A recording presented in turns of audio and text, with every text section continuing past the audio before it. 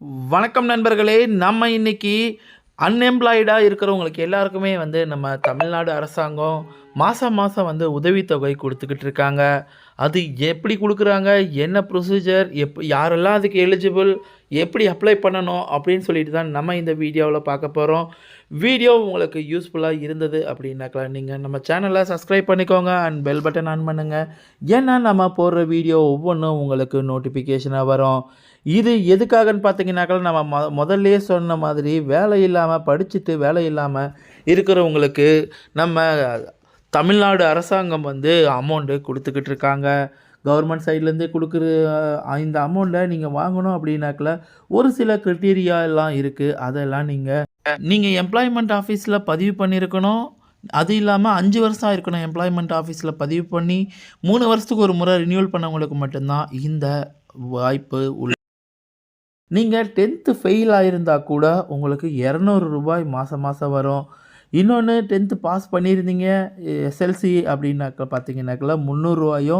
Higher செகண்டரிக்கு படிச்சிருந்தீங்க அதில் pass பண்ணியிருந்தீங்க அப்படின்னா ரூ. 400. கிராஜுவேட் ஆகிருந்தீங்கன்னா உங்களுக்கு ரூ. 600 பணம் கிடைக்கும்.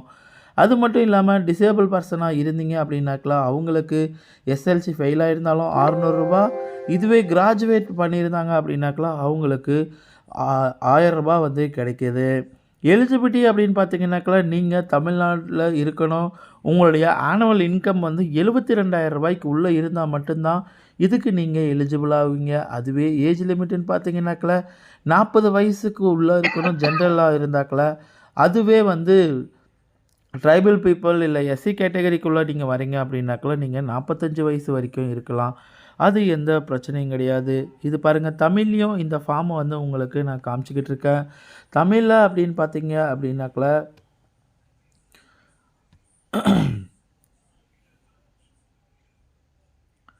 தமிழ்லேயே இந்த ஃபார்ம் எல்லாமே இருக்குது. உங்களுக்கு ஒவ்வொரு எக்ஸ்பிளைனும் தமிழ்லேயே நான் உங்களுக்கு சொல்கிறேன். அதான் முன்னே சொன்ன மாதிரி 10வது நீங்கள் தேர்ச்சி பெறாதவர்களுக்கு 200, தேர்ச்சி பெற்றவர்களுக்கு 300. அதே மாதிரி +2 வகுப்பில் சமமான, அதாவது ஐடிஐ எல்லாம் படிப்பீங்களா, அதுக்கு 400 பட்டதாரி முதுகலை பட்டதாரிகளுக்கு 600 இருக்குது. இது டிசேபிள் பர்சனுக்கு செப்பரேட் ஃபார்ம் இருக்குது. நார்மல் பீப்புளுக்கு அது தனியாக இருக்குது. இன்னொன்று நீங்கள் அதான் சொன்னேன் இல்லைங்களா, 10வது நீங்கள் பாஸ் பண்ணலனாலும் நீங்கள் இது வாங்கிறதுக்கான எல்லா தகுதியும் உண்டு. உங்களுடைய ஆண்டு வருமானம் 72,000 மேலே இருக்கக்கூடாதுங்க. 72,000 உள்ளே இருந்தால் மட்டும்தான் இதுக்கு நீங்கள் எலிஜிபிள் ஆகுவீங்க. அது மட்டும் இல்லாமல் நீங்கள் தமிழில் ஸ்கூலில் படிச்சிருக்கணும். அது மட்டும் இல்லாமல் 15 வருஷமாக நீங்கள் தமிழ்நாட்டில் இருந்தால் மட்டும்தான் இந்த க்ரைட்டீரியாவை உங்களால் ஃபில் பண்ண முடியும். அப்போ தான் உங்களால் அப்ளையே பண்ண முடியும். வேலைவாய்ப்பு விண்ணப்பதாரர் அரசு தனியார் துறையில் எந்த விதமான ஊதியம் பெறும் பணியிலோ அல்லது சுய வேலைவாய்ப்பில் ஈடுபடுபவராகவோ இருக்கக்கூடாது. மேலும் விண்ணப்பதாரர் தனியாரிடமிருந்தோ அல்லது அரசிடமிருந்தோ வேறு எந்த வகையான உதவித்தொகையும் பெறுவராக இருக்கக்கூடாது. அப்படி வாங்கினீங்க அப்படின்னாக்கா நீங்கள் இதுக்கு எலிஜிபிள் கிடையாது. பள்ளி கல்லூரி அன்றாடம் சென்று பயிலும் மாணவ மாணவியர்கள் விண்ணப்பதாரர் அன்றாடம் கல்வி நிறுவனங்களுக்கு சென்று பயிலும் மாணவ மாணவியர் ரெகுலராக நீங்கள் போய் ஸ்கூலுக்கு இருத்தல் கூடாது. இந்த நிபந்தனை தொலைதூர கல்வி அல்லது அஞ்சல் வழி கல்வி கற்கும் விண்ணப்பதாரருக்கு பொருந்தாதுன்னு சொல்லியிருக்காங்க. ஏற்கனவே பயன்பெற்றோருக்கும் நீங்களும் அதை யூஸ் பண்ண முடியாது. அதாவது 1993க்கு முன்னாடி நீங்கள் நிறுத்தப்பட்டிருந்த வேலைவாய்ப்பு நிவாரண திட்டத்தின் கீழ் பயன்பெற்றவர் மனுதாரராக இருந்தால் இதில் உங்களுக்கு எலிஜிபிள் கிடையாது. அப்புறம் அப்படியே பார்த்தீங்க அப்படின்னாக்கா ஃபார்ம் இதில் காமிச்சிருக்கேன் பாருங்கள். ஃபார்மில் ஃபோட்டோ ஒட்டணும்.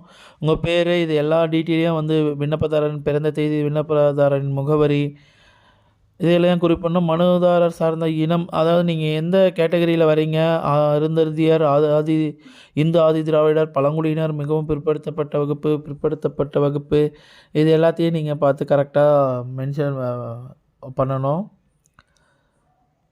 சரிபார்ப்பு விண்ணப்பம் இன்னும் 1 12 வரை கொடுத்துள்ள விண்ணப்பங்கள் வேலைவாய்ப்பில் உள்ள பதிவேடுகள் உள்ள விவரங்கள் அடிப்படையில் சரிபார்த்தல் அவை சரியாக உள்ளதா என நான் சான்றளிக்கிறேன், தூய சான்று, உரிய படிவம் இதெல்லாம் நீங்க வந்து அவங்களுக்கு ஒரு டிக்ளரேஷன் ஃபார்ம் மாதிரி இத குடுக்கணும். டிக்ளரேஷன் ஃபார்ம் மாரி குடுத்தீங்கன்னா தான் இது நெக்ஸ்ட்டு உங்களுக்கு ப்ராசஸ் ஆகும். இந்த அமௌண்ட்டு எப்போ வரும் அப்படின்னு பார்த்தீங்கன்னாக்கா, உங்களுக்கு மாசம் மாசம் கிரெடிட் ஆகாது. உங்களுக்கு 2 மாசத்துக்கு ஒரு முறை தான் இந்த அமௌண்ட் வந்து கிரெடிட் ஆகவே செய்யும். அதேபோல நம்ம தமிழ்நாட்ல 30/11/2025 படி வேலைவாய்ப்பு பதிவுதாரர்கள் விவரம்னு பார்த்தீங்கன்னாக்கா, 13,24,880 பேர் ஆண்களும், பெண்கள் வந்து 16,55,338 பேரு. 3ஆம் பாலினத்தினர் வந்து 238 மொத்தமா வந்து 29,80,456 பேர் வந்து ரிஜிஸ்டர் பண்ணியிருக்காங்க. ரிஜிஸ்டர் ஆஃபீஸ்ல, எம்ப்ளாய்மென்ட் ஆஃபீஸ்ல. வேலைவாய்ப்பின்படி பதிவுதாரர்கள் வயது வாரியாக பார்த்தீங்கன்னாக்கா, 18 வயசு பள்ளி மாணவர்கள்லாம் 5,78,254ம், 19லேருந்து 30 வயசுக்குள்ள இருக்கவங்கன்னு பார்த்தீங்கன்னா, 11,55,496. இது எல்லாமே வந்து மொத்தமா 29,80,456 இருக்கு. மாற்றுத்திறனாளிகள் அப்படின்னு பார்த்தீங்கன்னாக்கா, கிட்டத்தட்ட வந்து அவங்க 1,54,874